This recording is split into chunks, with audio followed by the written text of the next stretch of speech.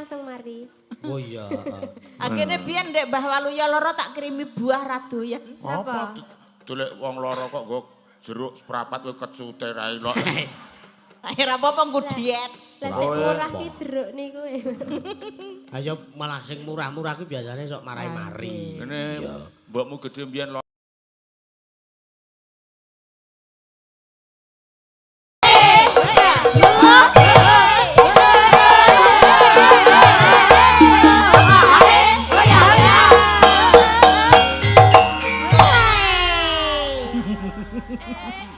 Rasa herosi. Tung tung jra. wis Terus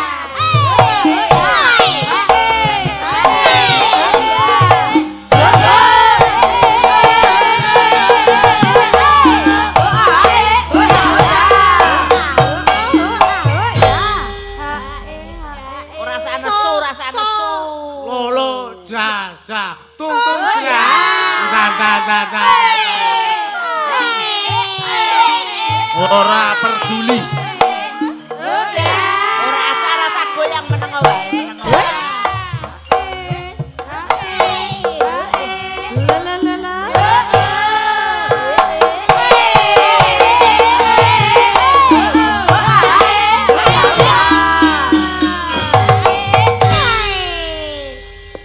Kene ya kesel dhewe.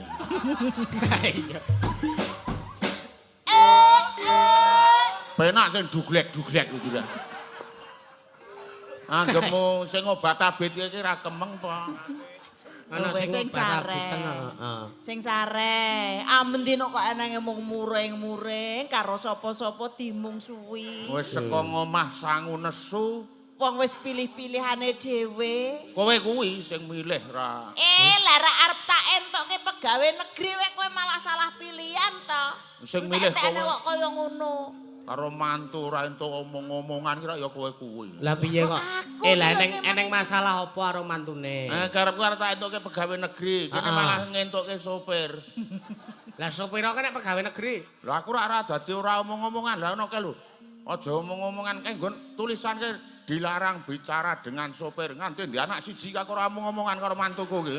Walah. Lah kuwi rak peraturan ning jero bis. Peraturan nalikane nyopir kuwi ki ben ora ganggu. Ora nang tulisane nalika nyopir kok dilarang bicara dengan sopir. Nganti ndi anak siji kok ora ruruan karo mantuku aku. Lah nek kok cok ngerokok bareng, Wah, yang jenenge gur ngerokok ora omong-omongan kuwi kok. wedangan ya bareng. Oh, ning bisu.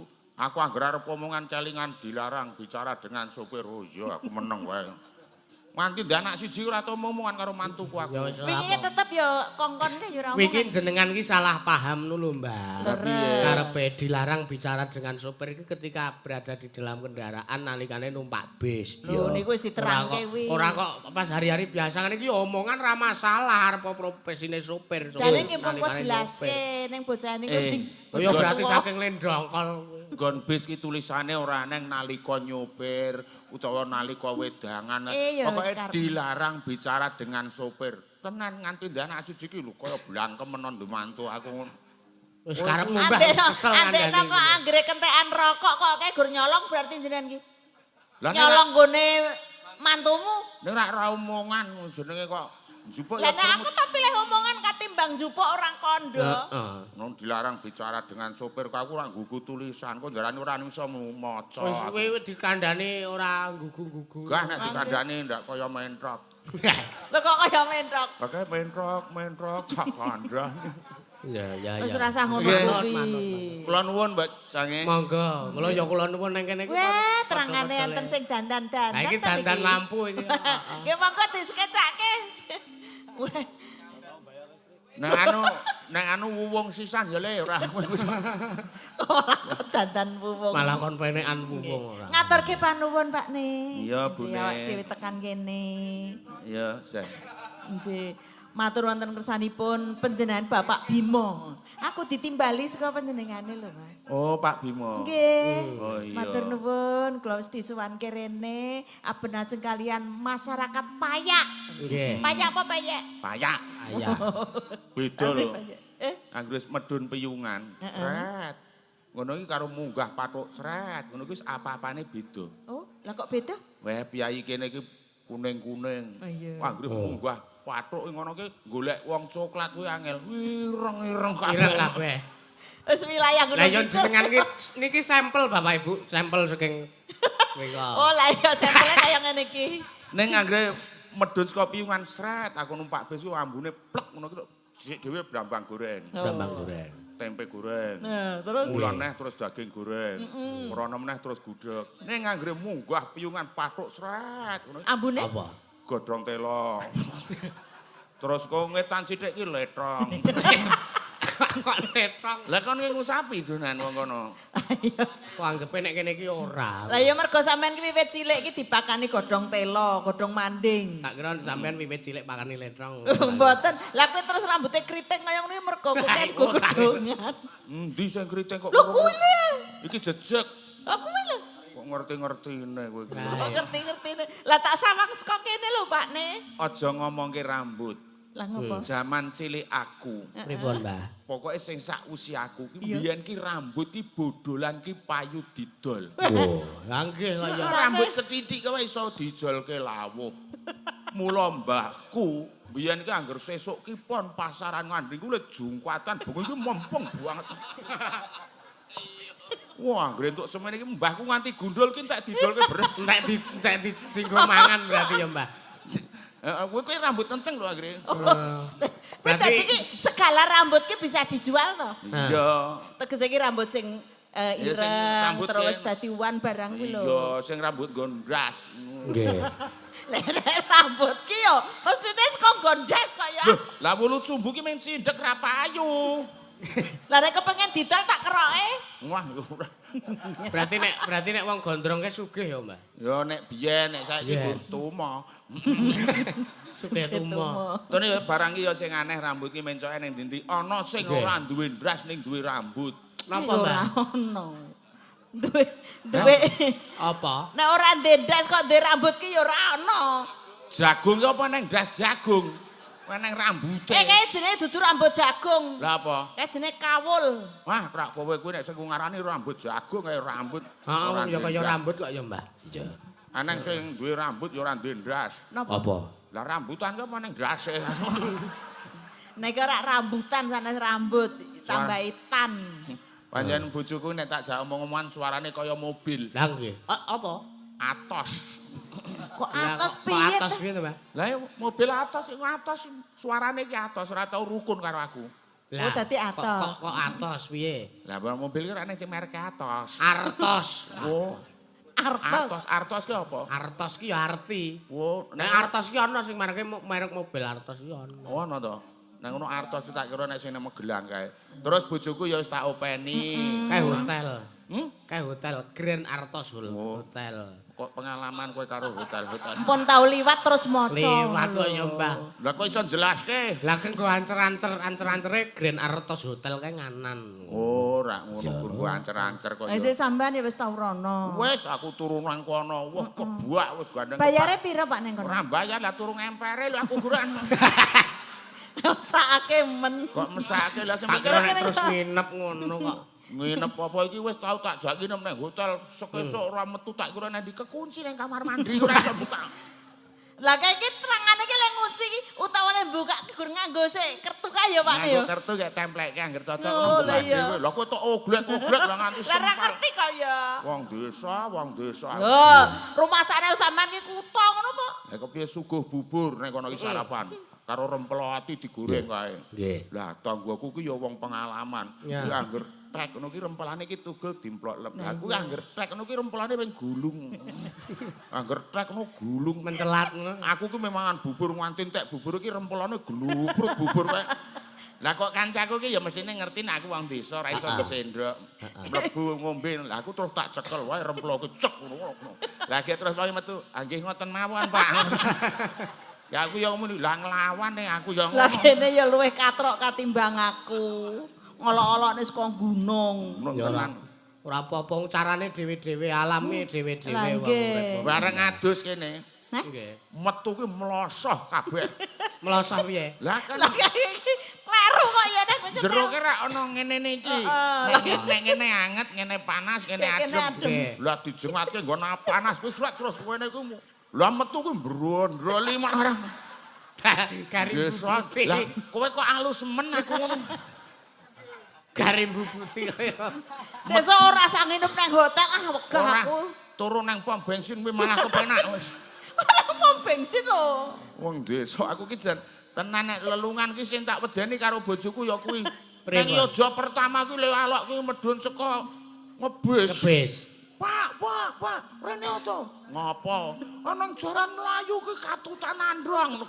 Kae ora katutan, kae geret. Geret. Ya ora ngerti kok ya. Ngertine ketot ngono. Ndi aku kejakan to. Ngertine jaran mlayu ki katutan androng. Ki pancen geret. Ana sepur lewat. Po. Buantre lho kok ndlosor wae buantre kaya ngono ndo nek ngadeg. Ya ngadeg ya ngembruki bathukmu kuwi aku ya. Aja kok umumke to Pakne. Iya. Ya aku ki rumangsa nek aku ki wong desa. Ning saiki rak ya cara menganggo ki pernah to. Lah iya wong kowe iki ya tak tukokke barang-barang komplit. Lah iya iki nang nukokke iki. Werna pokoke esuk. Jareke kabeh mbok tukokke ya. Penganggumu wis to esuk ki nganggo parang rusak. Sore ki nganggo sida mukti. Terus bengi rasah nganggo. Dek saya nganggo baju tidur, oh, ya, mosok nganggo jare. Rumasa ora nganggo nyepaki kowe ngono apa piye? Wis tuwa kok ora. Lho, lah kok ya jotore tok nganggo jare iki lha kok nganggo apa? Bengi iki ambune goremasan lenga putih. Ya ora apa-apa nek kudu tresna bekti karo garwane. Ya apa lah aku ki turu karo bojoku kaya ngeloni apotek rumangsa aku wis. Gua angger tak walekno gegere wis lorek. Angger tak jajari kelakepan, wah anu kebul ngono. Lah to wurung. Mbok ora sah ngono kuwi awake dhewe wis padha. Nah, nang ndi kuwi arepan? Ning kene engko nek aku adoh karo kowe adem panas kowe. Ngrumangsane awake dhewe wis tuwa iku kudu malah guyub rukun. Lah iya. Ning ndi wong loro. Menikmati masa tua kok. Ah iya ngono iku lho. Jare tekan kakek ninen-ninen ngono kae. Kowe donya tekeng delahan, dadi tekan bumi iki kudu wong loro. Aku mbiyen ki dek dijapke karo bojoku iki. Nggih. Ki ya dijanji karo Pak Naib. Pripun? Waluya nggih Pak Naib kowe ndek bojo. Nggih. Arepane wong ayu lemu kowe putih kowe ora sah kowe kepencut. Nggih. Lah salah.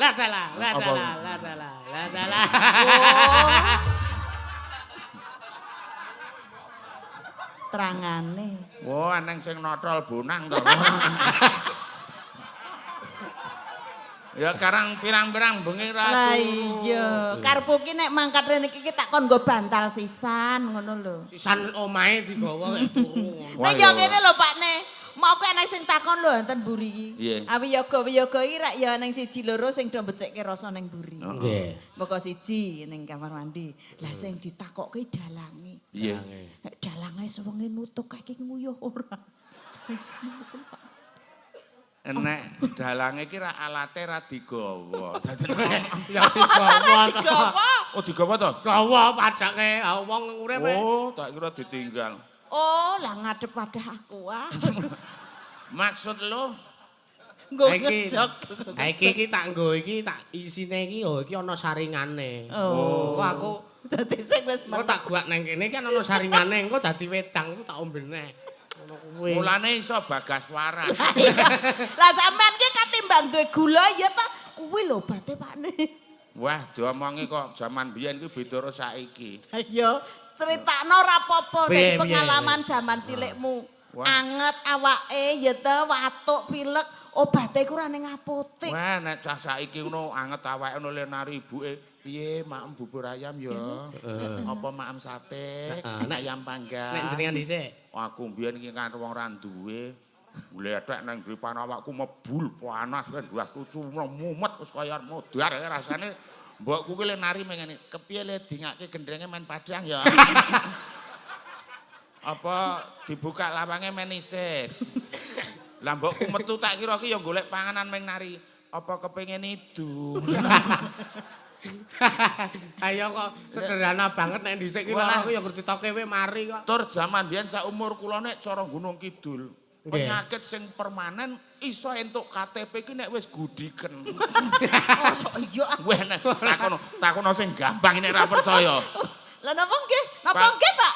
Neng kelurahan ki anggere wis gudiken urung nek. Didelok sikile, oh iya wis tatu las-lasan gek KTP nek nganggo isik mulus kowe gudiken sik. Ngono. Oh penyakit dikon. Lah kok sarane gudiken. Diomongi kok. Nggih. Iki ngene Pak Ne, Apa, mau Bune? ana layang sing kok cemplung kene ngetas. Nggih. Ya dijupuk.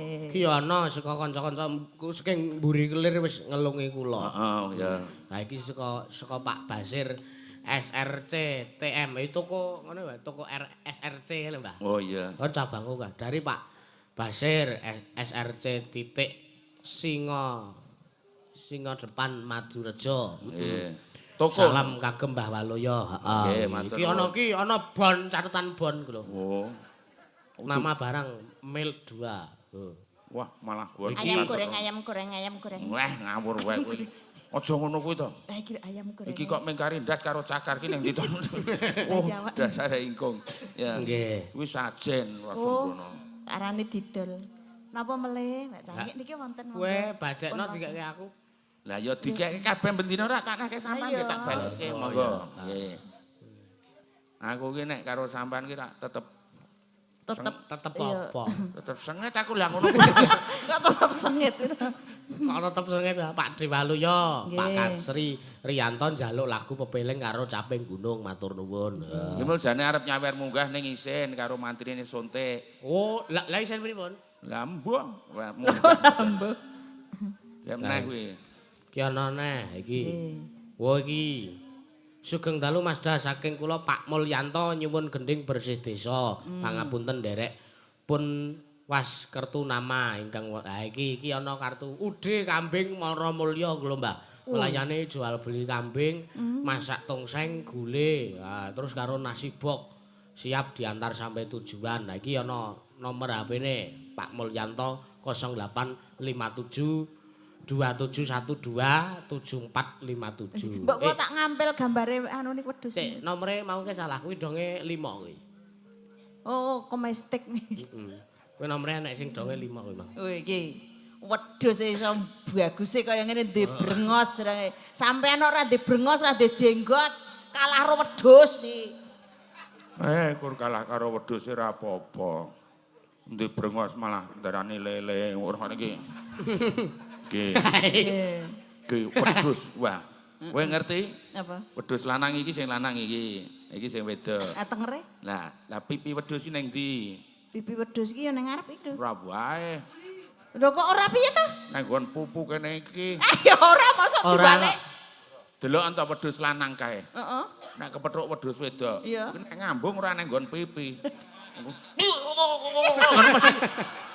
Mesti nggon. Ora dipraktekke. Mbelak. Upamane kowe iki wedhus wedok kayak aku wedhus lanang ngono. Oh, dadi upamane aku wedhus wedok. Piye coba? Ora ana kok wedhus lanang kok ngambung milih nggon pipi ngono iku ora mesti. Ngono mesti nggon. Ngono mesti. Malah apik kowe. Ning aja nyepelekke kewan. Lah pripun? Dik dayane ora elok melebihi kowe karo aku. Si wedhus ku mau. Saiki contoh wae. Heeh. Bayi Iya. bekuduk metu urung iso mlaku. Lah iya ngenteni setahun rong tahun. Lah nek cempe brujul tinggal golek pakan wis dimlik. Iya ya, Mbak. Terus saiki bebek. Heeh nek bebek. Bebek iki metu jedul wis iso renang anake. Iso renang. Anakmu to metu jedul kon renang. Darno kowe maneh. Kok le anting mak dar. Nek ngarane kaya dar ki piye. Lah ya rak ya kuwi rak ya jelas ngono kuwi to dadi. Lah ya kudune sampean ki yo nglatih renang. Ayo. Wis Kapan? ben aku ya nggawe kolam Kolam ndi? Jirolu sing siji nggo SMA. Terus sing 3 ngono. meter, sing siji nggo SMP karo SD 2 meter. Terus sing ana sing semeter dienggo TK. Terus sing ora ana banyune sing dienggo ora iso renang. Ana kolam renang kok ora nggo banyu. Terus sampean ngopo Lah gawe? nek kepengin ngleset-ngleset nang kono kan. Aku ora nek banyune. Nggih, Mbak Cing ambek Iya, saya. Mbak Heeh, Sane. iki ana nawala. Ya, tak wacane iki dawa, Mbah. Ya. Oh, ya dikethok. Aja kok kan ngecok ya diwaca kabeh. Ya, sugeng dalu Mbak Limbuk, Mbak Cangik kula sesepuh mriki kula ningali YouTube-ipun niki Pak Jadul Hermanto wonten Abah kaum ingkang paring panglipur warga mawi tembang utawi bawa beda kalih Mbah kaum liyane.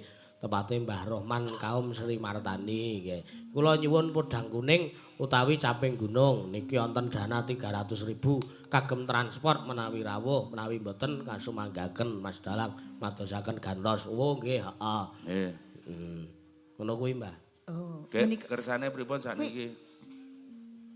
eneng danane 300. ning nek kon Nek kon umpama golek ganti rawuh. menika. Umpama Mbah kaum rawuh kek kon Nggih. mbawa kek terus ana danane 300. Oh, nek upami mbah kaum mboten rawuh kapureh pados ngoten. Kagem dalange. Oh, tak arani. Nggih. Maune kowe iki ora sah omongan kowe ora kesel.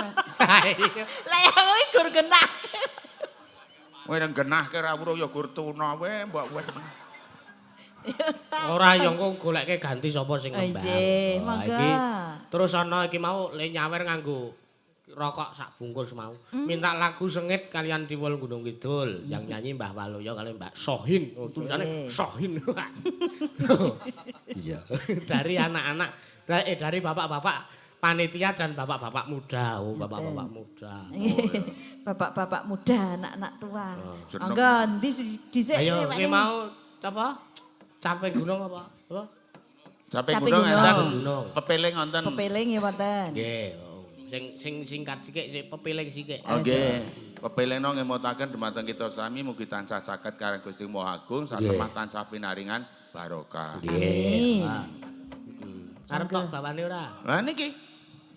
Bawane sinten sing ajeng bawa napa? Napa wiraswara? Ayo sinden kuwi urut saka kene Oh, tekan nggih, kono. tekan Nggih. rika. Sip. Ah, Saka kene iki ana Dik Mega iki. Ah. Oh, nggih. Alhamdulillah iso mangkat iki Alhamdulillah. sehat, Mbak. Ya ngaten Nduk Mega. Heeh.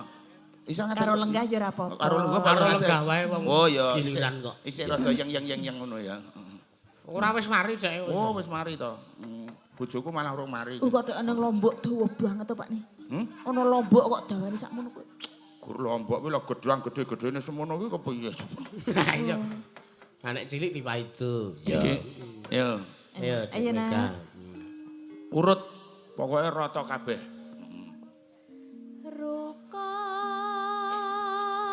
Rukun Islam Rukun Islam. kang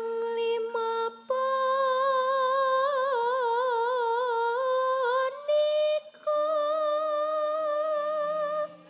Kang lima puniki. Katindakno. Kayak urut nganti Ya, urut. direp. Ben rata. Nek Ben rata. Rata gak dienggo diteki omah. Ayo. Kaya pekarangan.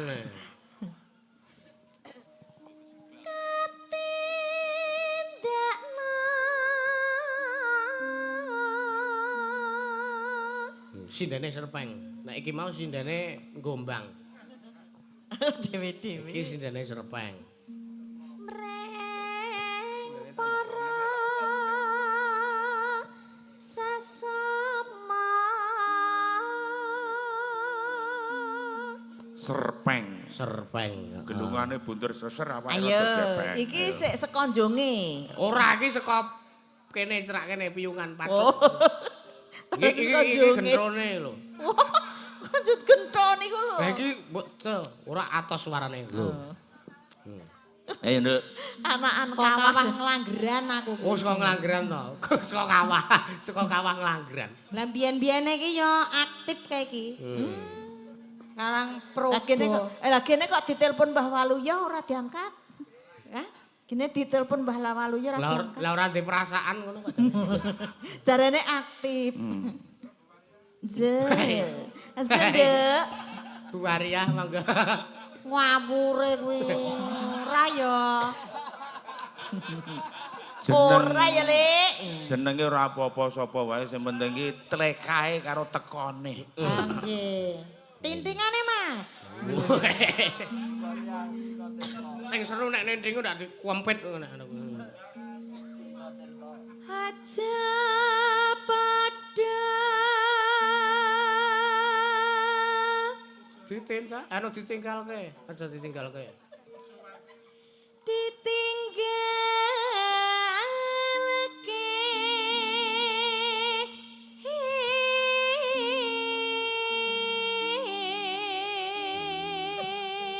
suarane Lah iki bare terus andinge.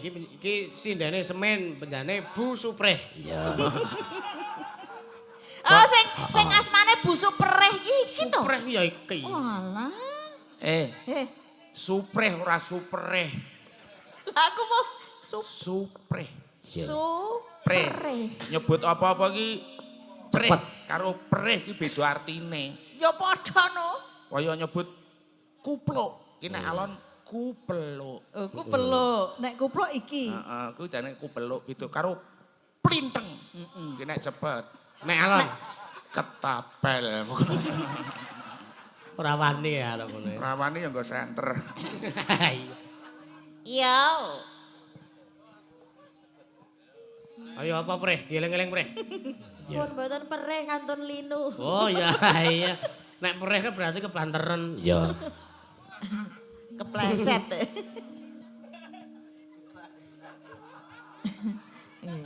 Iki malah do klesak-klesik iki lho anak-anakmu ki.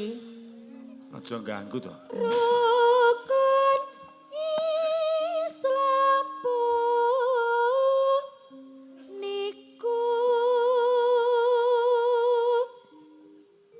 Sakate. Andinge ini. Malah do ler-leran. Kowe tiba nggon gampang nduk gari sajate nu gek dioperna. Iya. Ora apa-apa. syahatate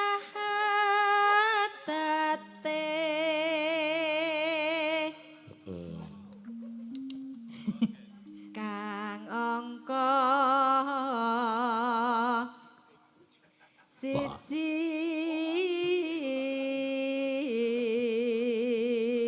supreh ganggu. Nah, Supreh ganggu. Nek ageng ngene iki aktif lek ganggu nek wis bar limbukan mrono kae wis diem kae. Wis to. Ayo Bu Sugeng. Sapa iki? Bu sapa iki? Butia. Butia. Oh lah Bu Sugeng ora mangkat kok. Iya. Diam. Kang angka loro salat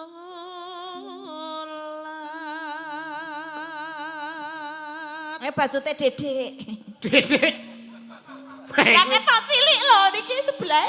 Ora Dedek kuwi. Lah. Senior. Lah ketok cilik dhewe. Asmane Mbak Tarni. Monggo. Sestarni, heeh, Sestarni. Iya. ene kangka Jadi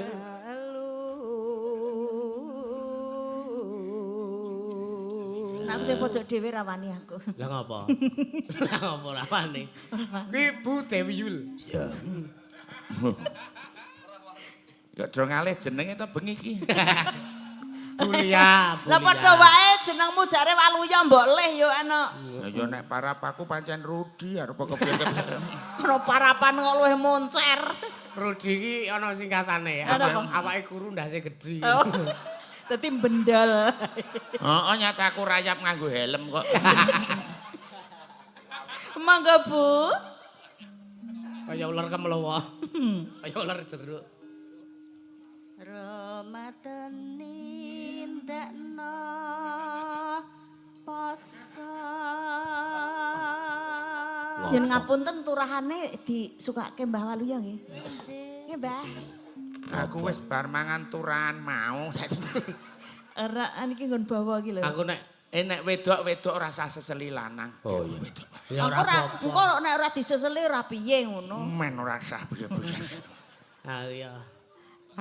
Ya, ayo kowe. Bali rene neh, bali kene neh, pojok kene neh. Monggo. balik malih. Sik tak tarike. Gapat. Wis mengo ya Mbah ku lho. Oh, tak kira urung. Wis ditungke ra gak tindelep kae ya gelo. Iya. Papat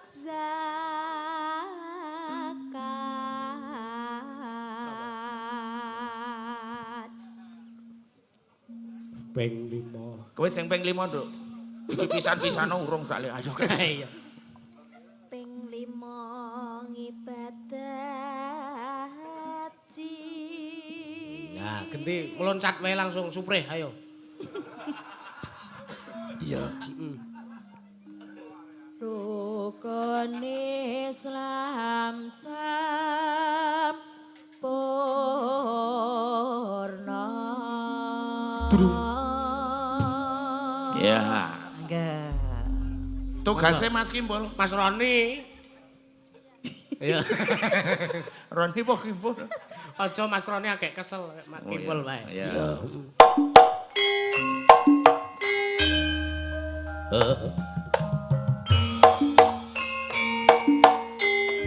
Iya, iya. La ilaha illallah. La ilaha illallah. La ilaha illallah. Muhammadur Rasulullah. La ilaha illallah. La ilaha illallah. La ilaha illallah. Muhammadur Rasulullah. Wis pancine tansah dielinge. Wis pancine padha nindakake agar wis kumandhe mayahe sembahyang ngadepi wajib kawuhe pangeran salat dadi jagake agama limang waktu kudu tansah dijaga kanthi istiqomah lan sing tumanina luwih sampurna yen berjamaah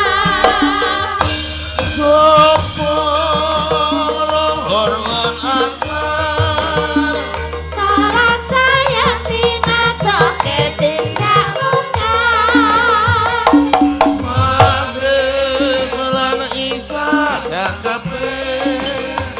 prayogane ditambah salat sunate aja sembrono iku perintah agama engeling ana ning donya mung sedelo sabar lan tawakal pasrah sing kuwasa yen kebareng besok munggah suwarga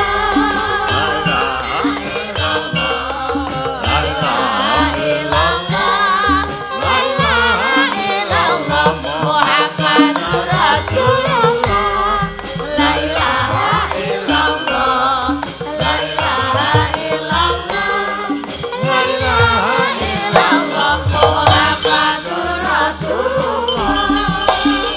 Wis pancine tansah dielinge.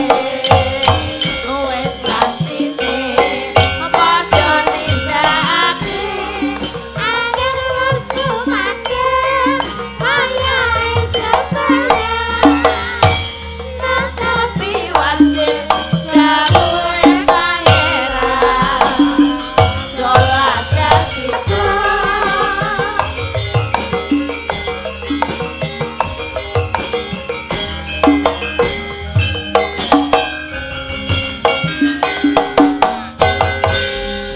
Nggih.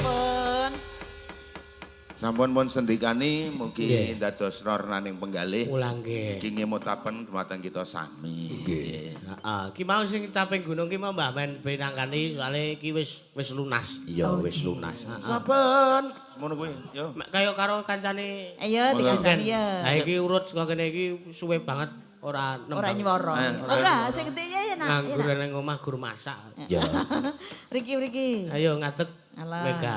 Oh, Mega. Sepati Ya. kanca-kanca. Ya.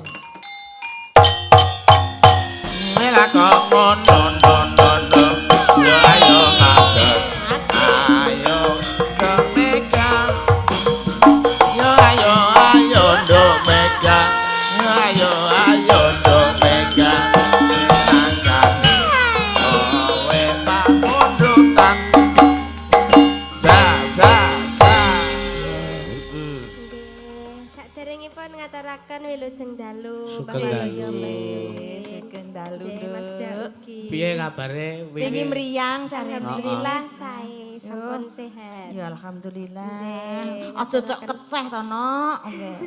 Bocah ki anggere udan tak kandhane ndridis ora karuan yo. Pengen mangani es yo ngengkel. Tak kon mangan dri apa pe ngono apa Kang. Ah kok es. Es. Es ki tegese sing nang nggon kulkas kae lho. Es ki karo es ngono ora kok huruf es tok ki ora Mbah. Iya. Ya minangkani pamrutan salendro. Minangkani pamundutan. Iki yo kenalke awakmu sik karo para warga. Heeh. Ya ben kenal wong iki penonton YouTube bengi iki tembus 5,1 ewu. Asik, matur nuwun. Nggih saderengipun ngaturaken matur nuwun ugi kagem Kanggo? Pak Haji Lukito. Aku kemarin dikirimi buah. Ora ngono. Heeh. Iya. Makanya langsung mari. Oh iya. Akhirnya biyen Ndek Mbah Waluyo loro tak kirimi buah ra doyan. Apa? Dolek wong loro kok nggo jeruk seprapat kowe kecute ra elok. Akhir apa nggo diet. Lah sing murah ki jeruk niku. Ayo malah sing murah-murah ki biasane sok marai-mari. Kene mbokmu gedhe mbiyen loro tak kirimi buah kene malah banget. Buah apa sih kok kirimi? Lah kambil telung janjang ya ora buah. Lah kuwi kambil arek nggo ngopo kaya. Lah kan ya buah. Masane bakul degan apa aku? Karena ya ora pareke nggo parcel wong loro. Iya. Iki padha karo ndongake kon bablas. Nah iki ayo bawane Dek Iya, Mega Nak. capek gunung kok ben Mbah Waluyo jenggleng. Nggih. Ya. Saben bengi Kenyal apa Bang? nyawa